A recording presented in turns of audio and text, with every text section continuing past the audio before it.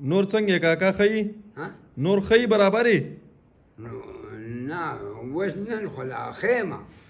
نور زه ډېر بیمار شوی یم ها ما د سعودي نه نمبر میلاو که تا نه اوچتاو ټلیفون به کېده ورته اختر کې خو ته تللی نه وي کوې اختر کې زه سعودي کې وم نو وکړه ما تپوس وکړه ویل هغه خو تللی سعودي ته او دوه ځلې ټلیفون وکړ د هغه ناوید وکړه ویې ویل چې راشه وګوره دغه وکړه زما ولاړه زه خو بیمار یم او دا تلی نه شم بیخي نه شم او ګیله ونه کړي ویل نه نه